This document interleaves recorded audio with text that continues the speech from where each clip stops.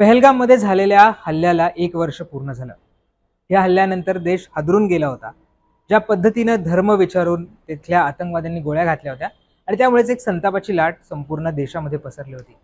या घटनेला 1 वर्ष पूर्ण होत आहे आणि तशीच काहीशी घटना ही महाराष्ट्रामध्ये घडलेली आहे.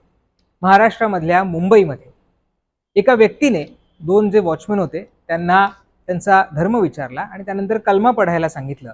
ते जेव्हा त्यांना जमलं नाही त्यानंतर त्यांना चाकूने हल्ला करायचा प्रयत्न केला. याच्यामध्ये 2 जे सुरक्षा रक्षक आहेत ते जखमी झालेले, त्यातला एक सुरक्षा रक्षक हा गंभीररित्या जखमी झालेला आहे. मुंबईतल्या मीरा रोडमध्ये ही सगळी घटना घडलेली आहे.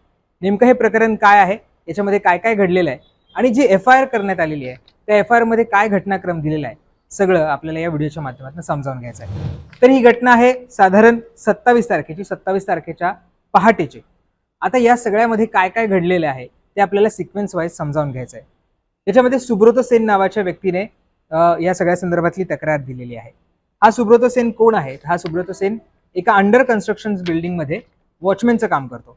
नाईट ड्युटीला तो असतो आणि त्याच्यासोबत इतर सुद्धा सहकारी वॉचमॅन, सुपरवायझर असे तिथे काम करत असतात. मीरा रोडमध्ये एक अंडर कन्स्ट्रक्शन बिल्डिंग आहे, तिचं काम चालू आहे. तिथे हे जे 4-5 जण आहे ते काम करतात. सुब्रत सेन त्याच बिल्डिंगमध्ये सुरक्षा रक्षक म्हणून काम करतो. 28 मार्चला तो तिथे रुजू झाला होता. जवळजवळ 1 महिना आता झालाय की तो तिथे काम करतो आहे. रात्री 8 ते सकाळी 8 वाजेपर्यंत त्याची ड्युटी असते. हा जो सुब्रत सेन आहे तो त्याचे सुपरवायझर राजकेशर मिश्रा यांच्यासोबत 5 जे आणखी ते सहकारी आहेत ते तिथे काम करतात. 26/4/2026 ला साधारण नेहमीप्रमाणे तो जे बांधकामाची साईट आहे तिथे आला होता. तिथे रात्री साधारण 8:30च्या सुमारास तो कामावर त्याच्या हजर झाला.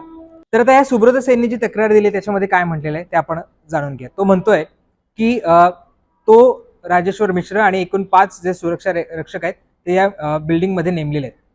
हकीकत काय सांगतोय तर 26/4/2026 रोजी नेहमीप्रमाणे मी मीरा रोड पूर्व या बांधकाम सुरू असलेल्या इमारतीवर सुरक्षा रक्षक म्हणून रात्री 8 वाजता कामावर हजर झालो. त्याचवेळी माझे सहकारी, माझे सुपरवायझर राजकेशर मिश्रा तसेच सुरक्षा रक्षक हरिसिंग, अजय शुक्ला, मनोज कुमार हे देखील कामावर हजर झाले. मला बांधकाम सुरू असलेल्या ठिकाणी मेन रोडवर काम देण्यात आलं होतं. तसेच मेन गेटच्या रोडवर हरिसिंग यांना सुद्धा कर्तव्य देण्यात आलं होतं. दिनांक 27/4/2026 ला रात्री 3 वाजता एक अनोळखी इसम माझ्याजवळ आला व त्याने मला विचारलं की आगे मस्जिद है क्या? मी त्यास हा आगे दाहिनी तरफ एक मस्जिद आहे असं सांगितलं. त्यावर त्याने मला मस्जिद का नाम क्या है असं विचारलं. त्यास मी मुझे नाम पता नाही असं सांगितलं. त्यावर परत त्याने मला हिंदू हो क्या असं विचारलं. त्यावर मी त्यास हो असं सांगितलं. त्यानंतर तो इसम माझ्या इथून निघून गेला, परंतु तो रस्त्यावर फिरत असल्याचं मी पाहिलं होतं. पहाटे 4च्या सुमारास मी रसाज सिनेमाजवळ असलेल्या इराणी चहावाल्याकडे चहा पिण्यासाठी गेलो. त्यावेळी मला प्रश्न विचारणारी व्यक्ती देखील त्या ठिकाणी दिसून आली. मी चहा पिऊन माझ्या कर्तव्याच्या ठिकाणी 4:30 वाजताच्या सुमारास परत आलो. त्याच दरम्यान मला प्रश्न विचारा इसम माझ्या बाजूने आला व हिंदू हो ना असे म्हणून माझा उजवा हात पकडून त्याच्या हातातील चाकूने माझ्यावर वार केला. मी वार चुकवण्याचा प्रयत्न केला. तो चाकू माझ्या पाठीवर लागला. मी कसा बसा त्याच्या तावडीत निसटलो व सुपरवायझर यांच्या केबिनच्या दिशेने पळत सुटलो व मुख्य लोखंडी प्रवेशद्वाराच्या आतमध्ये जाऊन सुपरवायझर याच्या केबिनमध्ये गेलो. ते केबिनमध्ये खुर्चीवर बसलेले होते. त्यांना मी घडलेला प्रकार सांगत असताना त्या ठिकाणी माझ्यावर वार करणारा जो इसम होता तो पोहोचला. त्याने सुपरवायझर मिश्रा यांना देखील तू भी हिंदू है ना असे अगर नाही तो कलमा पड असं बोलू लागला. त्यावेळी मिश्रा यांना कलमा पडता न आल्याने त्याच्यावर चाकू हल्ला केला.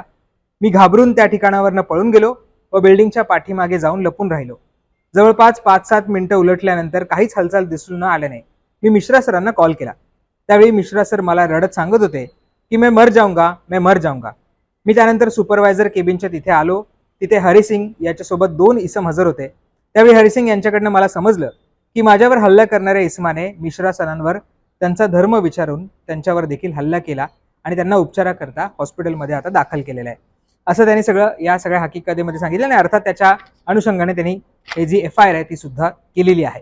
आता या आरोपीचं नाव काय आहे आणि हा काय करत होता, त्याने असं सगळं का केलं हे सुद्धा समजावून घेणं महत्त्वाचं आहे। या आरोपीचं नाव आहे जैब जुबैर अन्सारी।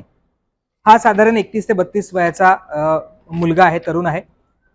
पोलीस तपास जेव्हा करण्यात आला त्यावेळेस पोलिसांना असं सापडलं की ISIचे जे अनेक व्हिडिओज आहेत किंवा गोष्टी आहेत तो त्याच्या मोबाईलमध्ये, त्याच्या लॅपटॉपमध्ये सर्च करत असल्याचं पोलिसांच्या तपासामध्ये समोर आलेले आहे। अशा पद्धतीचे व्हिडिओ सुद्धा तो बघत असल्याचं सुद्धा पोलिसांच्या तपासामध्ये समोर आलेलं आहे। जेव्हा तक्रार दाखल झाली त्यानंतर 90 मिनिटांमध्येच पोलिसांनी CCTV आणि इतर जे पुरावे आहेत त्यांच्या आधारे त्याचा शोध घेतला आणि त्याच्या जे रेंटेड अपार्टमेंट आहे तिथनं त्याला अरेस्ट सुद्धा केलेली आहे।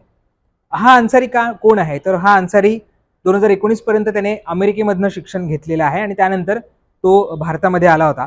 मीरा रोडला एका रेंटेड फ्लॅटमध्ये तो एकटाच राहत होता। त्याचा जो लँडलॉर्ड होता, जो मालक होता त्या फ्लॅटचा, त्याने सुद्धा त्याला जे जे त्याचा जो फ्लॅट आहे तो सुद्धा रिकामा करायला सांगितला होता आणि 5 मे पर्यंत हा फ्लॅट रिकामा कर असं त्याने सांगितलं होतं आणि बॅचलर्स तो राहतो त्याच्यामुळे हा फ्लॅट रिकामा करण्यास सुद्धा त्याच्या लँडलॉर्डने, त्याच्या मालकाने त्याने सांगितलं होतं।